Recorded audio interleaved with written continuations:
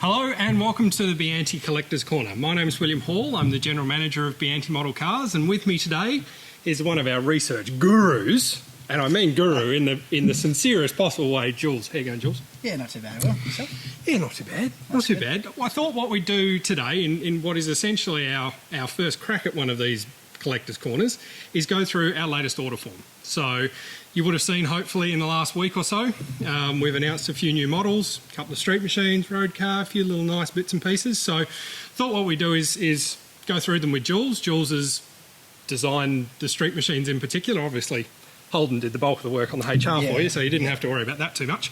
But just go through them, show them to you. Jules can talk a little bit about it, and then we'll sort of take some questions and hopefully in the next episode be able to answer a few for you. So should we start at the top, Jules? Let's do it. Yep. Let's start with the HQ. What are we looking at right here? Well, this is probably the most anticipated one of the lot. Got quite a few requests for a HQ street machine over the years. And this has been actually a really long work in progress, probably about a year actually, just to get to this stage. There's a lot of new tooling that need to be done. So yeah, it's a fantastic, cracking little sample.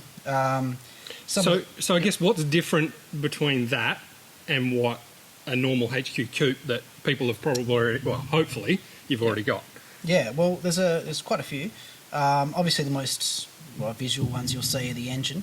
Completely different engine, supercharger, custom air scoop. That's not stock? Definitely not. Oh, no, okay, no. Right, just checking. I'm sure there's a few people who love it to be stock, but no, not the case with this one. The ride height's been a big change as well. Yep. We've dropped probably about 0.5 centimetre off the ride height on the model, which is substantial.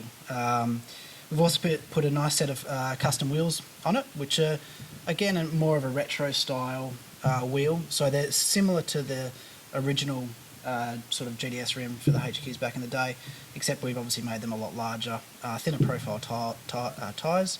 And we've also fulfilled another request by the collectors, which is a stacked width. So we've got a bigger dish on the rear and a narrower dish on the front. So it just gives it that even a bit better stance. And and that's how it is. So there's probably about another 0.5 centimetre on the rear there compared to the front. There's also... And what people probably don't recognise is kind of the difficulty of getting such a big wheel into what is essentially our HQ mould. Like, a fair bit of work goes into it. There is. There are actually, people probably don't realise, but there's actually been quite a bit of work done with the suspension as well. The factory only had a sort of a limited amount of area to work with, but they've had to actually change quite a bit of the suspension. So although it may not look like it, there's actually been a lot of work and a lot of changes done to the model.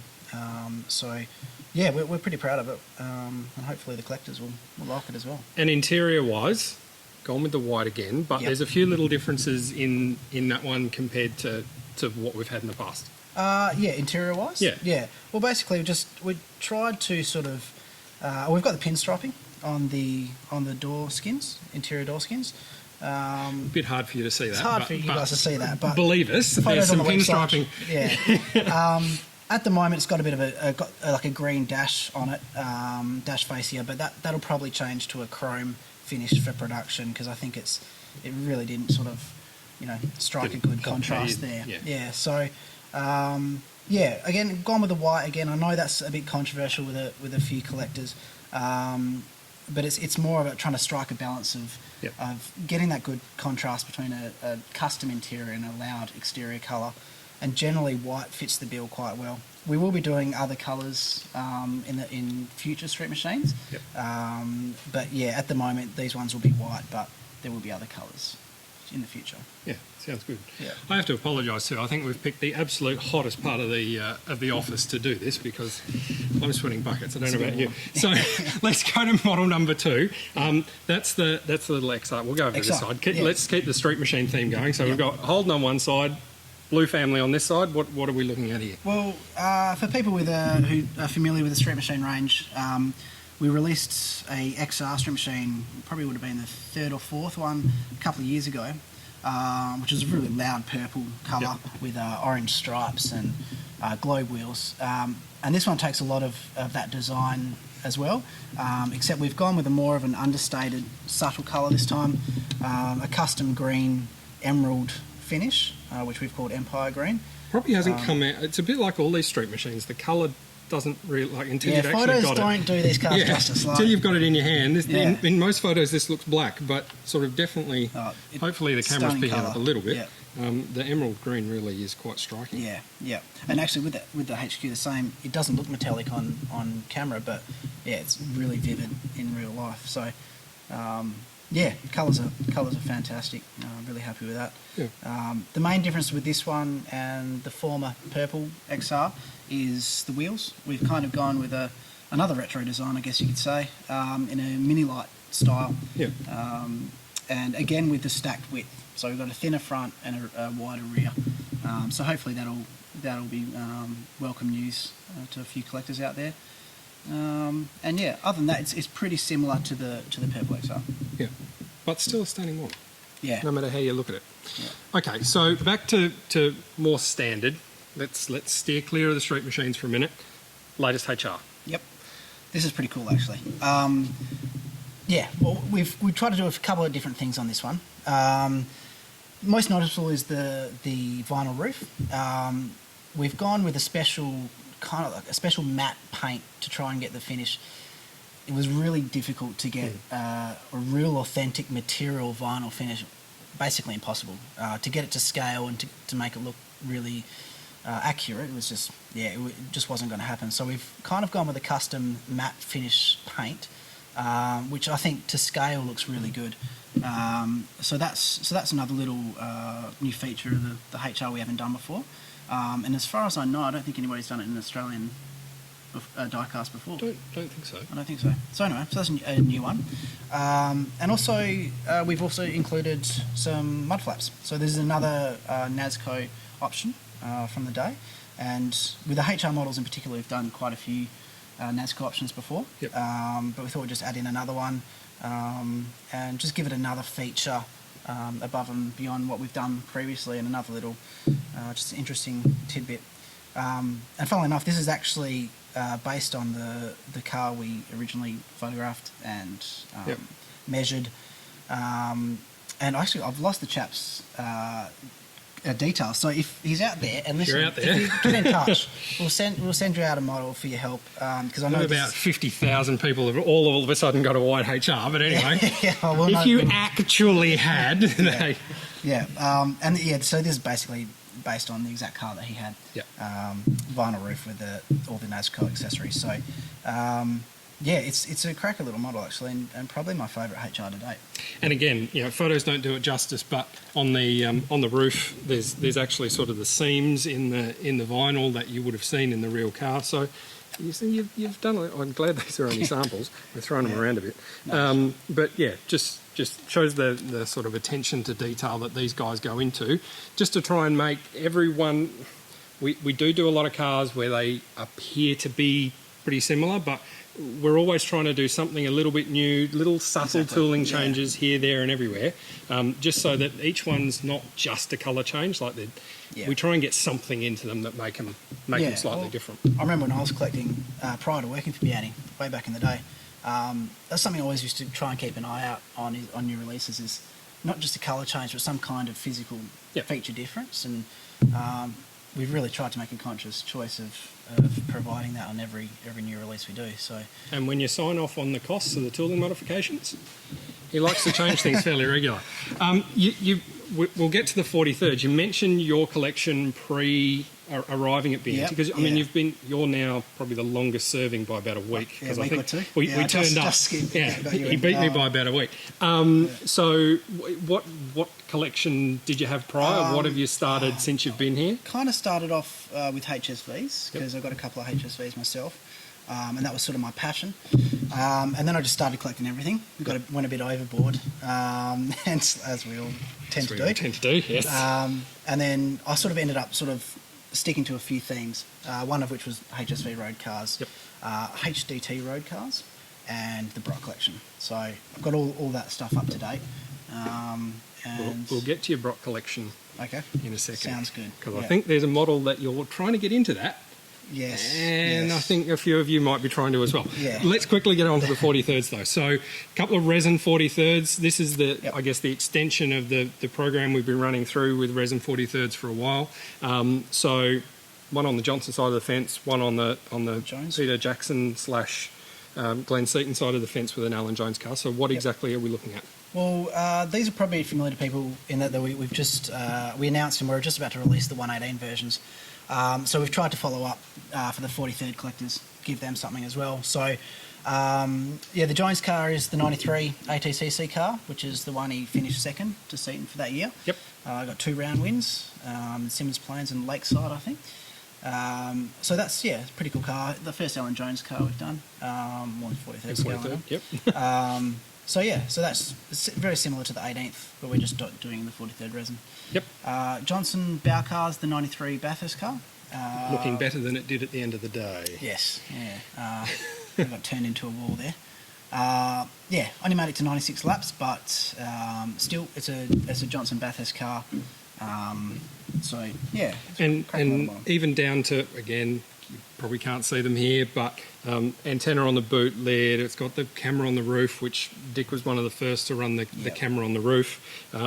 The antenna for the microwave, all of that sort of stuff. Exactly, so there's plenty of stuff there that sort of, even at this lower detail, we try and get into the model. Yeah, and the good thing about resin 43s is we can actually we can give you those kind of little details that with die cast a little bit harder. So things like tow hooks, for instance, you might not be able to see them, but on the Johnson car, there's tiny little metal etched tow hooks there, which are almost impossible sometimes with die cast. So there's just heaps of little details. Well, and bonnet pins and all that sort of stuff that we're able to do in photo etch, and just tried to make the product just look spectacular on the shelf. That's essentially what we're trying to do all the time. And just good value for money as well. Models aren't cheap these days, and you need to provide a really good high quality model. And in resin 43rd, that's what and we can do. Small build numbers. Yes. So we try and give you the best bang for your buck. Yep. So I guess what I need to tell you is all of these are now available for pre-order at your local stockist. They're not available for pre-order on our website as yet. Once they're released, they'll obviously be made available on our website. And if you join our Collectors Club, follow our Facebook page, all of those sorts of things where we try and get you as much information as we can. All delivery dates and all those sorts of things will be up there, so you won't miss out. Now, back to the Brock collection. Oh yes. What's the one car that's missing from your Brock collection, Jules? Yes, VN 91 Bathurst. Okay. How long have you been working on that one, Jules? I think we're up to 3 years. Dear, oh dear. Okay. So what should have taken 18 months is taking twice that plus more. We laugh and joke, because really, unfortunately, we either laugh and joke about it or we bawl. So essentially what's happened, we got and actually it's behind you, we got the black VN road cars out. Yep. Natural extension of that was to have the 91 Brock car out. Follow that up. Yep. Essentially, we were pretty close to almost finishing production. We made a trip to China late last year. Yep. And essentially, we just weren't happy with the product. So there were some decoration issues. There are a couple of little bits and pieces. Unfortunately, it's moved. The tooling has moved around from factory to factory. This lovely model seems to be cursed in many different ways. So we've moved it around a lot. That means things have been missed just along the way. And as I say, sort of the latest factory which produced this, which I think a couple of little bits, but I think in general people are pretty pleased with this. Yeah.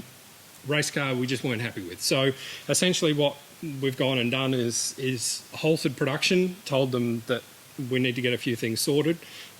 We should have new samples in the next couple of weeks. Yeah. Obviously we now head into Chinese New Year. That also affects production. So everything just gets dragged out a little bit. So hopefully by, as we say, sort of another couple of weeks, we'll have some samples that we'll share on social media and what have you. We'll probably do another episode of the Collector's Corner just to show it to you, with then production going on pretty much straight after that. So we should start seeing production around the mid-year mark, sort of June, July, somewhere around there. Yeah. All things going well, that's where we should be. But yeah, no, it was just super important to get the production right.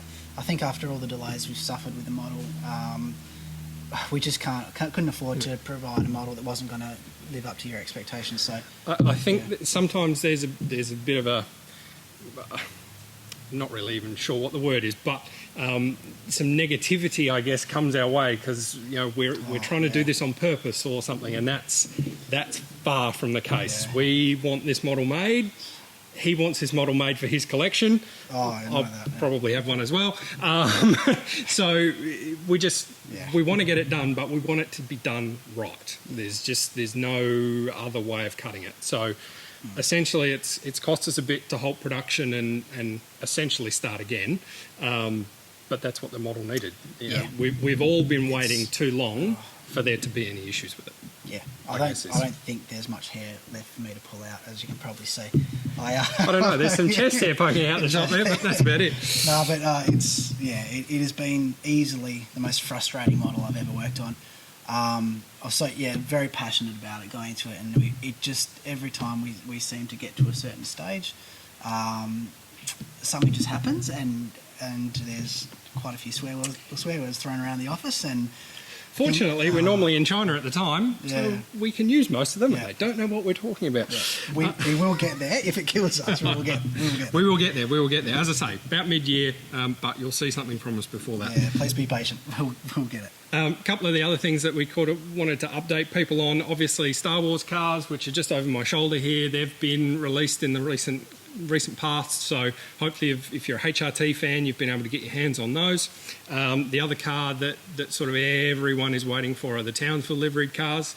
They're in production at the moment. We should see those in the next few weeks, I would have thought, so keep your eyes peeled again to our social, Collectors Club, all of those sorts of avenues, and we'll have information on those, but that's looking like sort of a February date for them. And we're also starting to see some of the 2013 cars that, again, I know everyone's been waiting for 2013 V8 supercars, including the Mercedes, as well as obviously all of our Commodore teams. We're starting to see those roll through now in terms of decorations. We're about to have a whole heap of 2016 cars as well, so we'll kind of cycle the two through. So definitely by the end of the year, we should have all of our 2016 cars, all of our 2013 cars. We should be totally up to date and ready to have them change the moulds on us for 2017. So that's always a good thing. And plenty of news and updates on 2016 V8 supercars as well as the season starts to roll in a month or so. About 40 odd days, I think. We'll start seeing the new liveries, so we'll start making our own announcements on those. Plenty of 43rd supercars as well that are going to land in the next container or two. So I know there's plenty of 43rd collectors out there and you've been starved for product, really. I'm pretty much one of those people. I'm a 43rd collector myself until I started 18ths. So I'm kind of itching for them as well. They're just starting to roll through now. So again, keep your eyes peeled to all our social media, etc. And you'll see some 43rds. I think that's about it, Jules. Yeah, yep. Thanks very much for joining us.